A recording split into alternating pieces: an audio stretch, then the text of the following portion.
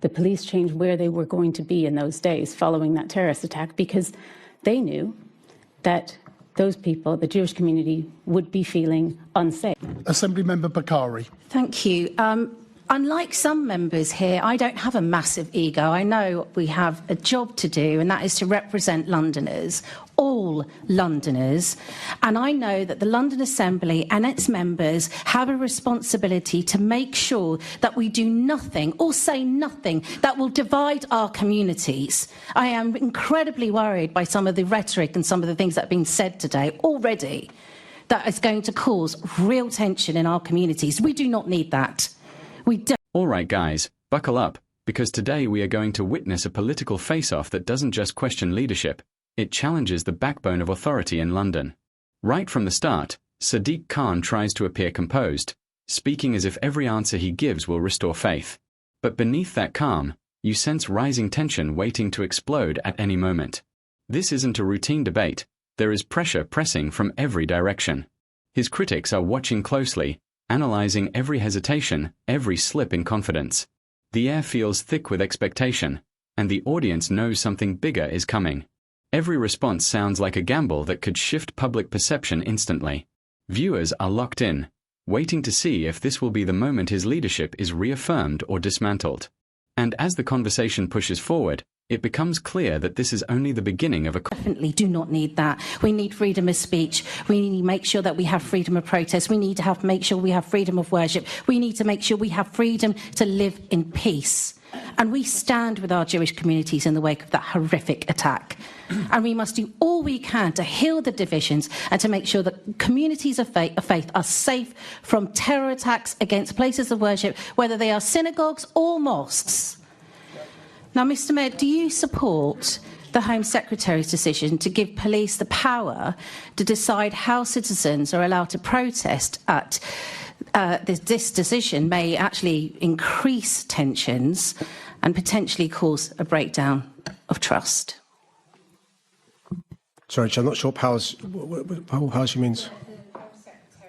The Home Secretary has been given a decision to give police the power to decide how citizens are allowed to protest. Now we step into the heat where voices sharpen and patience fades fast.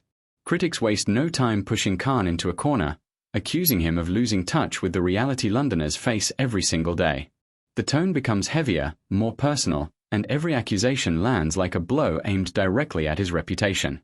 Khan fights back with explanations and statistics, but those defending him seem outnumbered by frustration.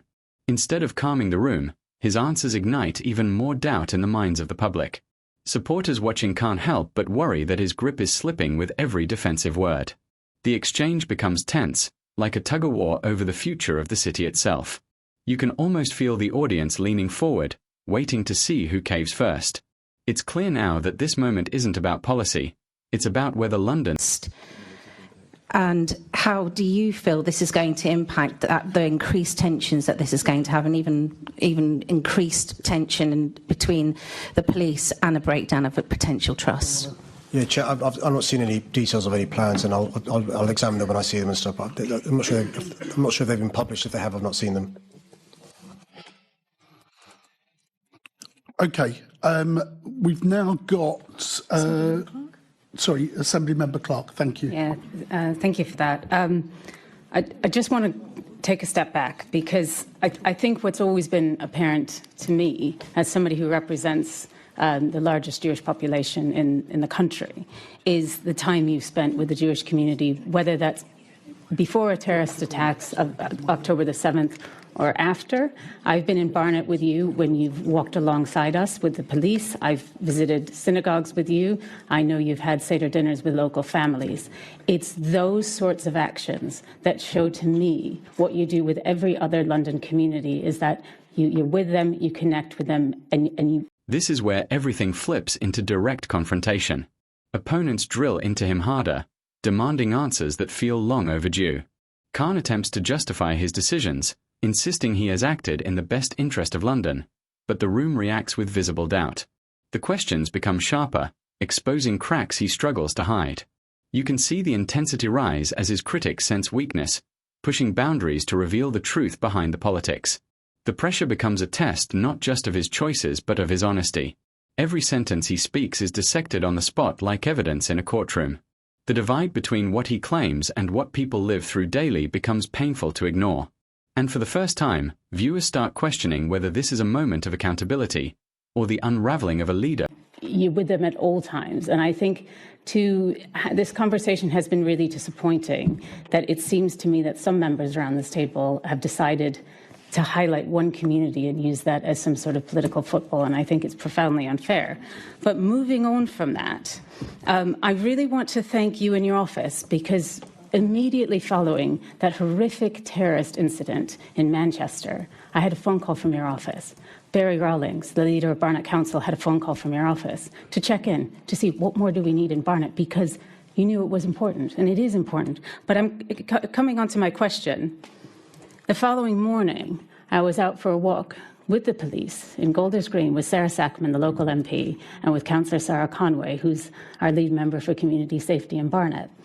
And the three of us walked with police for, I don't know, probably a couple of hours, walking past Jewish sites, but also walking Golders Green High Street, where there's a number of charities and shops, and, that's where people are. And what really struck me was with how many people stopped their cars, how many people stopped us in the street just to thank the police officers for being there. And the following evening, I joined a local shul for Shabbat prayers. And the same thing happened. It was person after person just stopping, thanking the police for being there.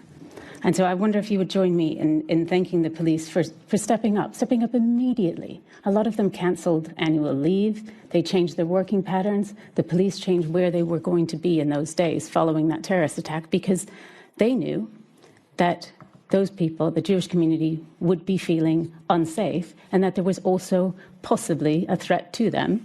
But that's what they did. Now the confrontation hits its most vulnerable peak.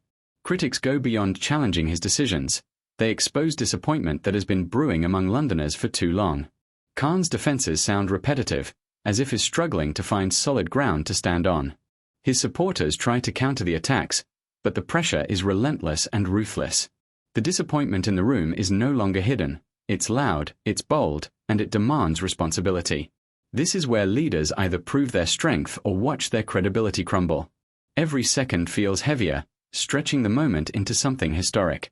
The question becomes louder. Has Sadiq Khan truly served the city as he promised? Or has he ignored the very voices calling for help? This is more than a clash. It's a point of no... They stepped up, they stepped out, and they were there. And it really struck me just how many people stopped to thank them. Well, thanks to your comments. I spent a lot of time this week with the leader of Barnet Council, in fact yesterday, because she'll be aware that the biggest Jewish community between Tel Aviv and New York is in Barnet. A huge community. For obvious reasons, there's a heightened sense of fear. And by the way, I'm not divulging confidences. After every terror attack, there's a fear of a copycat terror attack, which is why increased field of policing is so important. And also, by the way, she'll know, because of the history Jewish people have, they know the need for additional security because they can't rely upon the state. History tells them that. And that's one of the reasons why the Community Security Trust was set up, and they do a brilliant job. She will also know from work in Barnet, the CST has given advice to Muslim communities, synagogue has given advice to mosques, how they can help each other to keep other places of worship safe as well. And she will also be aware that in her wonderful community of Barnet, you had Muslim representatives also going to show a hand of friendship to Jewish communities because they understood the fear there was. Wouldn't it have been far better to talk about that rather than fueling division, as some members of the Assembly appeared to want to do? I'm also quite clear, though, about this. The police may be imperfect, there may be institutional problems in the police service, but I see on a daily basis the difference they make to communities like hers, where people feel safer when they see a police officer. But the Commissioner himself was out and about. I think he went to shul as well. I think it's Hedgen, in relation to which God he worships, but that's another story. But he was there to show solidarity, but also to show the importance of security to that community. Thank you for that. Okay, on this particular... The final moments become a public reckoning. People want change, not another speech filled with hopes that don't translate into action. Khan stands under the spotlight knowing there is no room left for excuses. The public judgment is forming in real time. His answers feel like last attempts to hold on to confidence that is slipping through his hands like sand. Londoners demand accountability, and you can almost feel the weight of those expectations pressing down on him. The tension turns into a defining snapshot of leadership under fire. Whether he rises from this pressure or falls beneath it is what everyone is now waiting to see. And as the clip comes to an end, one thing is clear: this confrontation will be remembered as a moment that could shift the future of London politics. Thanks for watching. Make sure to like the video, subscribe to the channel, and we'll see you in the next one. Over the span of 10 gripping minutes, the confrontation surrounding Sadiq Khan's leadership unfolds with the precision and pressure of a political drama reaching its boiling point. From the opening moment, Khan presents himself as calm and measured, his voice steady as he faces a room full of critics, cameras, and expectant faces. The tone is professional, yet beneath that composure, an undercurrent of unease ripples through his words, as though he knows that every phrase, every hesitation, could determine how millions perceive him. The debate begins with cautious politeness, but tension builds fast. Critics waste no time pressing him on key issues: housing, crime, transport, and the cost of living, accusing him of losing touch with the day-to-day struggles of ordinary Londoners. Each accusation lands like a challenge to his authority, and every answer feels like a carefully measured defense against a tide of frustration. The polite exchange gradually turns personal. The atmosphere thickens with skepticism and suppressed anger. Viewers can almost feel the collective breath of the room, a mix of curiosity, anticipation, and disbelief as the confrontation deepens. Khan counters with facts, figures, and the steady confidence of a leader who has faced criticism before, but this time, the numbers don't silence the doubt. Instead, they spark new questions, as critics argue that statistics don't capture the lived reality of the city's residents. The back and forth grows sharper, faster, and emotionally charged. Voices rise, patience fades, and the room transforms from a forum of discussion into an arena of political survival. The intensity is palpable, each word is dissected, every expression scrutinized. It's no longer about policies or programs. It's about whether Khan still holds the trust of the people he leads. The scene becomes symbolic of something larger: the clash between leadership and accountability, between image and impact. Khan's calm facade begins to crack under the weight of unrelenting pressure. His responses, though steady, start to sound rehearsed, and that subtle shift doesn't go unnoticed. His critics sense weakness, pushing harder, demanding answers that go beyond rehearsed talking points. As the confrontation reaches its midpoint, the atmosphere borders on electric. The frustration in the room mirrors the frustration outside of it, among Londoners who have waited for solutions that never came. You can sense the shift from political debate to moral reckoning. The crowd's reactions grow louder, more visceral. Every pause from Khan feels heavier, as though the silence itself speaks louder than his words. His supporters try to defend him, reminding the audience of his past achievements, but their voices are drowned out by waves of dissatisfaction. This is not just a test of policy knowledge, it's a test of character, composure, and credibility. By now, Khan stands not just as a politician under pressure, but as a symbol of how leadership can be both revered and resented. The confrontation has stripped away the formality of politics, exposing something raw and deeply human: the struggle to lead in the face of doubt. In the final stretch, the tone becomes almost cinematic, a spotlight on Khan as he faces the culmination of every criticism, every doubt, every unfulfilled expectation. The questions turn sharper, the accusations more personal. Have you truly listened to the people who trusted you? Seems to hang in the air without needing to be spoken. Khan, still composed, tries to reclaim control with earnest promises and reflective answers, but his words carry the weary rhythm of someone fighting to keep belief alive. The audience watches closely, some sympathetic, others disillusioned, as the weight of leadership presses visibly upon him. The confrontation, by now, feels less like a debate and more like a trial before the court of public opinion. Every second stretches, every glance magnified. As the final moments arrive, Khan delivers his closing remarks with the poise of a man who knows the stakes. He emphasizes progress, unity, and resilience, yet even in his conviction, the tension lingers. The crowd doesn't erupt in applause or outrage. Instead, it holds a reflective silence, one that says more than words ever could. This wasn't just another political exchange, it was a defining moment, a mirror held up to the city and its leader.